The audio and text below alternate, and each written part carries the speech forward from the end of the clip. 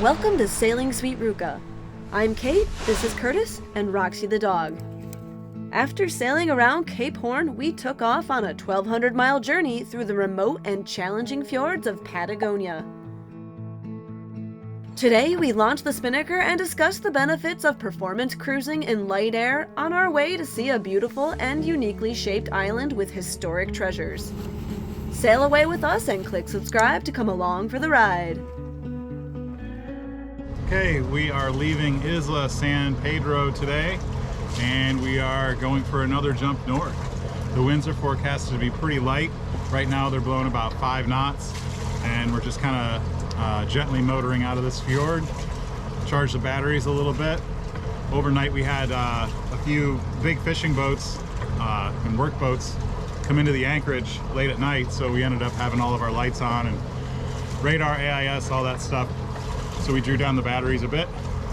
So we'll charge a little today, and then after that we're going to be spinnaker sailing, I hope, next to these gorgeous mountains right along the island of Chiloé.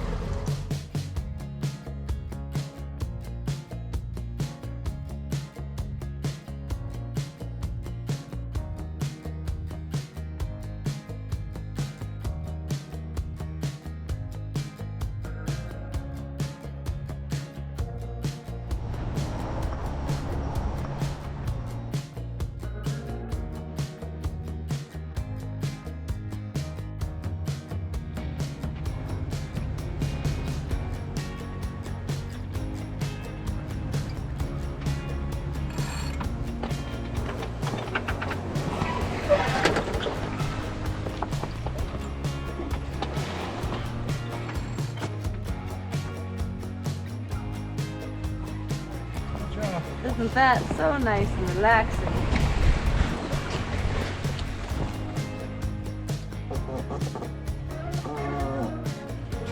Okay, we've got our spinnaker up now, and it's time to clean up the big mess that's going on here in the cockpit.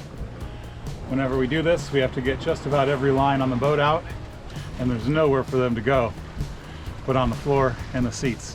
So we'll start cleaning things up here and make the boat ready for its next maneuver.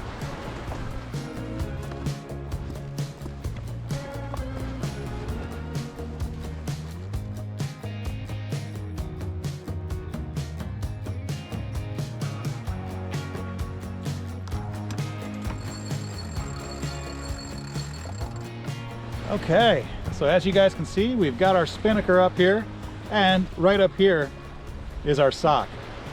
You guys see that when we hoist our spinnaker, it's always in a sleeve, and then we pull a little string and that deploys it. So that sock up there is what slides down over the top and allows us to nice and neatly bring our spinnaker back in for us.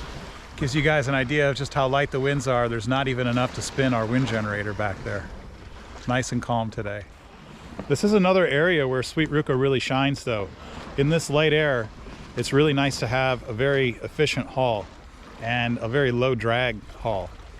So our bottom being very clean and having a nice smooth bottom job that we spent a lot of time preparing really helps out a lot in this.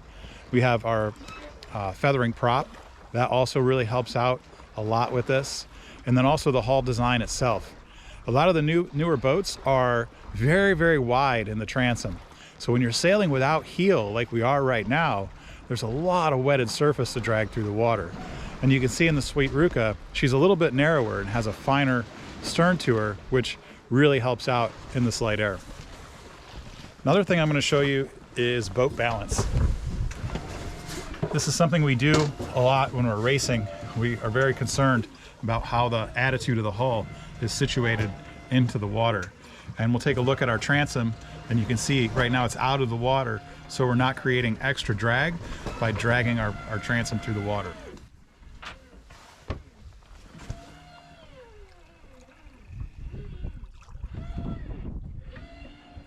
So you can see a nice, very smooth exit of the wake in the water from behind our boat. No bubbles, no rolling back on top of itself, which creates a lot of drag. So a really good way to be sailing. In these light air conditions, what we'd be doing with crew would be setting them right up here around the mast to balance the boat and get that transom out of the water. Luckily, what we've already done by loading our boat with all of our provisions is to try and balance the boat as best that we can already. Another thing you guys might have noticed is that our mainsail is just a little bit over trimmed. And in this light air, what that's doing is trying to keep the slot open behind the mainsail to allow the spinnaker to work a little bit better. Last but not least, in light air like this, patience. It takes a long time to dial in your boat to be able to sail in these very light wind conditions. Sometimes it's noisy to get working. It's going to flop around a whole lot, but once you master it, the joy is one, you don't have to listen to the engine, and two, it saves you a lot of bucks on fuel.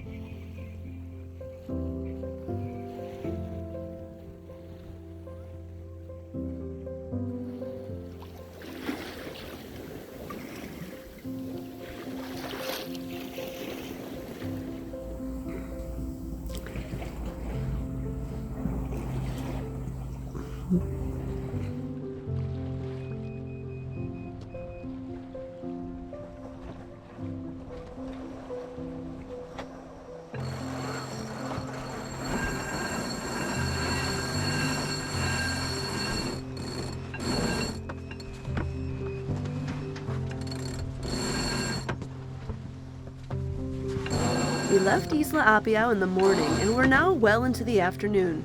The light air was challenging, but our performance cruiser permitted us to save on fuel by flying our G3 reaching spinnaker, which is really more of a gennaker. The cut of the sail allows us to sail at higher angles to keep speed and maintain a good VMG in ultra-light winds. Okay, here we go. Start your turn down.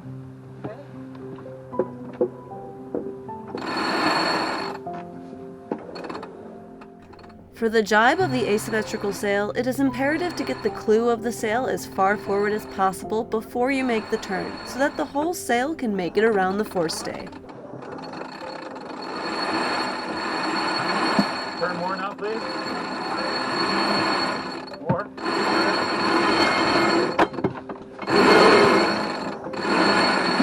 Coming up? Yep. Oh, more. Good. Perfect. Right there. Hey guys, we are still out here in Chile, so it's just beautiful sailing. It's not too cold. You can, I don't have my jacket on for the first time in a long time, so this is really, really nice. You can see all the snow-capped mountains behind us. This is just gorgeous country. Over here is the port of Cayón, and it's a very, very busy fishing port and goods transport port. It's on the very south end of the island over here of Chiloé. We've been told by a lot of the Chilean sailors that we should just skip it. It's just such a busy industrial port that there's really not much there for yachts. There's some things to do, I guess, but it's not really a nice tourist place. It's just more of an industrial strong point. Back over here is where we came from, Isla de San Pedro, which had a very beautiful little farm on it. Our anchorage for the evening is going to be right over here. So we'll jibe, we'll go around this little headland and into a small bay right inside there, possibly. Our other option is to just keep on sailing through the night. These light air conditions are supposed to hold throughout the night, maybe die a little bit in the evening, but really we might be able to just kind of float along. The only problem is that the tide is going to switch here in a little bit, and it might give us too much current to even be able to maintain position. So we're gonna have to see if we need to drop an anchor for the evening or if we can continue to sail. But if we do anchor, it's gonna be over there.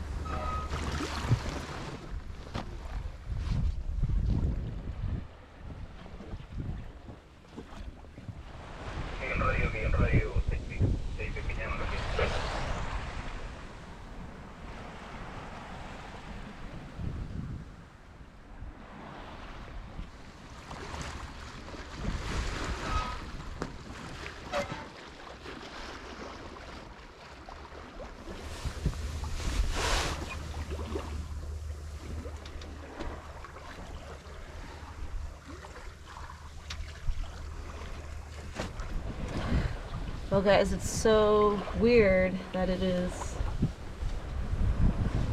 3 o'clock in the afternoon and I've got this pink-orange sky over the island of Chiloé up ahead of me. And we've been sailing in, oh man, puff on, almost 7.5 knots. We've been sailing in more like 4 or 5 knots. Jibing our way back and forth almost like it's upwind. Just because the wind is so light we can't sail quite that deep. But yeah, it's super strange to see the sky look this way sort of in the middle of the day. So check it out.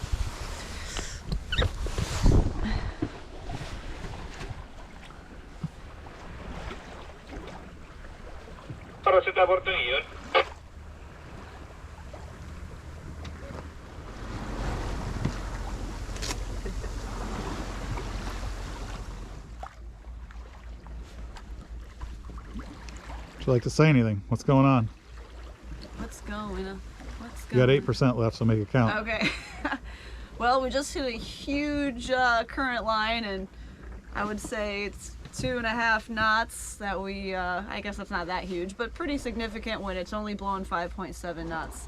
So we are considering maybe charging the batteries and motoring a little bit. They need to be charged anyway, so there's huge tides in this area of the world. So because of these giant tides, the water moves a lot faster. All right. We are slowing down. I'm gonna go pull the spinnaker down. Time to focus. Yeah, let's take this spinnaker down.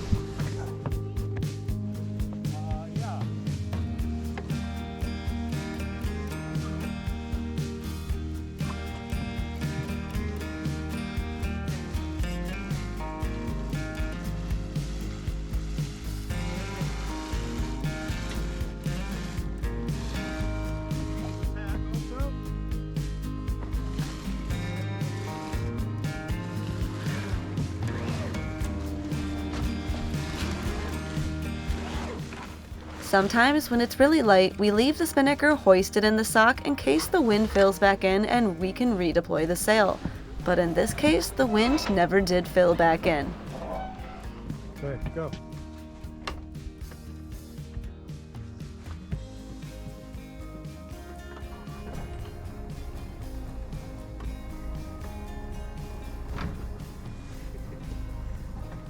Just a little, because we gotta let the engine warm up. Well, sorry for the motor sounds, guys, but the wind dropped to 3 knots, back up to 5, but there's just too much current. So the sun is getting pretty low in the sky. We're gonna lose light here pretty soon, but we are gonna have to be super, super careful and keep an eye on the charts because there are so many shoals, little islands, buoys, salmoneras, and all kinds of boats. So hopefully a lot of them are lit up, but a lot of them don't have AIS. So we're gonna keep an eye on the charts and on radar. It was quite, it was pretty attentive navigation, looking for little fishing boats and navigating the shoals. We had a starry night, so it was clear, but we just didn't want to run the engine all the way through the night and use that much fuel because there was just no breeze. There's still no breeze. 3 knots of breeze right now, sometimes 1 knot. So we're supposed to get some more wind around 11 o'clock. It's about 9:30, 10 o'clock now. We're going to run Roxy for a quick sandy beach run before we hoist the sails and should have some good breeze to make some quality distance today. And we're going to see again today how far we can make it north. If we want to stop and try to anchor in the dark, we can. Roxy sees the birds, so she's crying. Yeah, buddy. Yeah, it should be an awesome day of sailing our last few days in the fjords here in Patagonia before we reach the big city of Puerto Montt. All right, let's do it.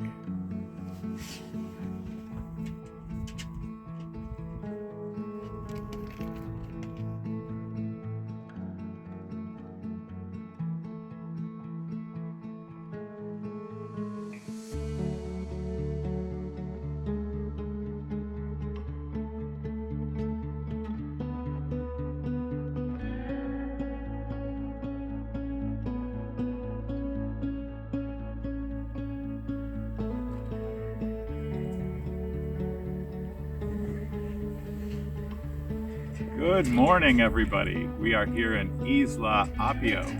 We're taking Roxy for a little walk on shore, and we're going to head up this little cove right here and hopefully go explore a little church that's up there, an old ancient church which is in the book.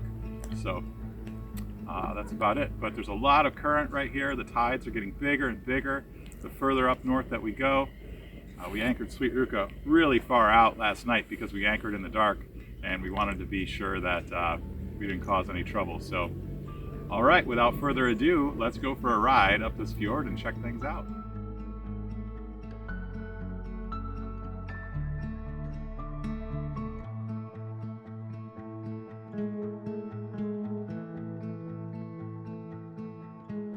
The small rural island of Isla Apio is home to around 600 people, many of which appear to be farmers or fishermen. The variety of birds you can see make for a birdwatcher's delight, and the crystal waters and serene landscapes create a peaceful atmosphere.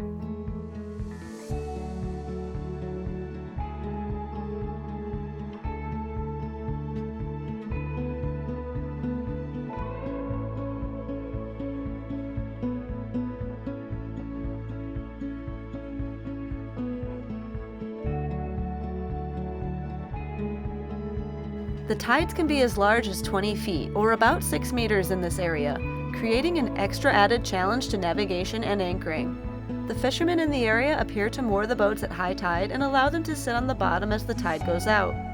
Our navigation guide says that we can bring the sailboat back into the lagoon at high tide, but even then there might only be a depth of 2 meters in some spots, so we chose to explore with the dinghy and save the added risk for another day. Drag the dinghy way up the beach so he doesn't float away, and also that's the nearest spot we could tie him on, so Curtis is still trying to pull him. Let me go help you.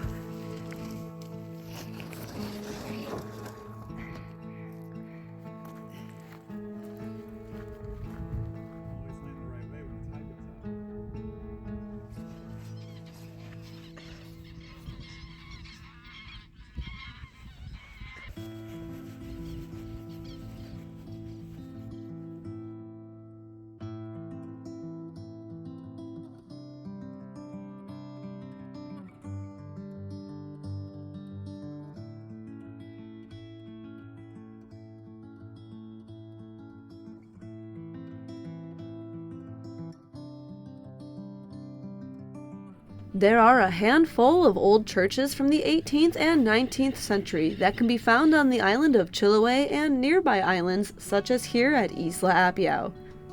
The construction is a good mix of Spanish colonial architecture and the use of native materials. The local timber is used to create wood shingles that can better withstand the wet and humid climate of the area. This one happens to be painted my favorite color.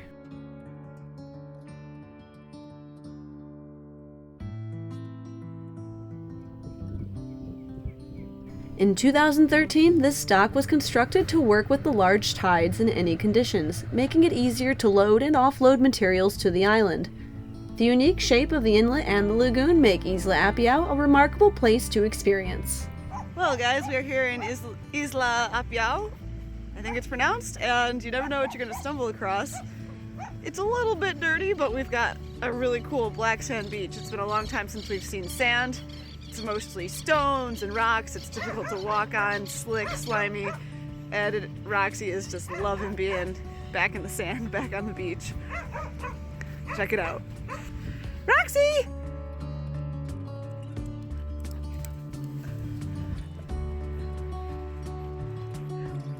at the stick.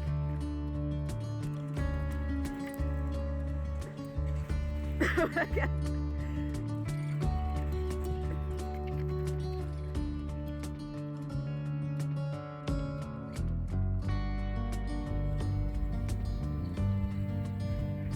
Well guys, we just went for a little walk around the town here on the island of Apio. We pulled the dinghy way up the shore so that we could tie it off on these stakes behind me. And let's see where the tide is now next to the dinghy. Just a short distance now.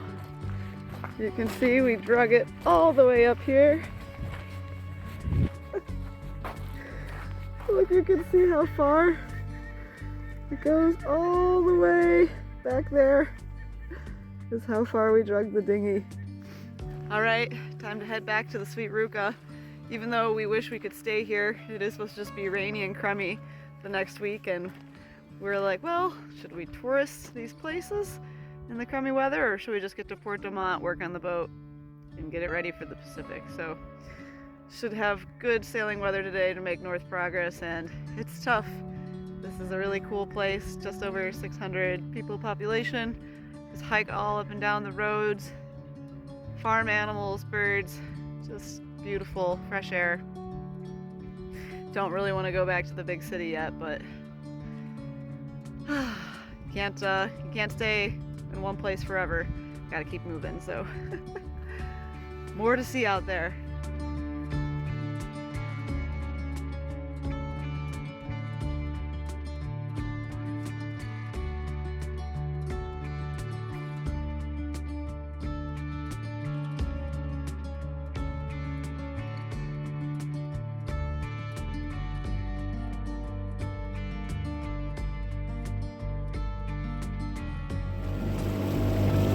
Well guys, on our way out, this boat was completely on shore, and our quick trip in, he's floating now.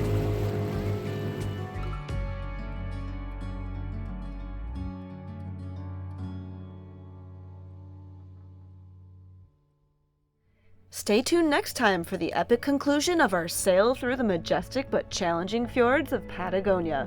If you're interested in real-time updates and extra content, head over to our Patreon page at patreon.com/Ruka. A big thank you to our current crew whose names you can see scrolling on the screen. Our journey depends on you, and the easiest way to help us out is to click subscribe to come along for the ride. See you next time!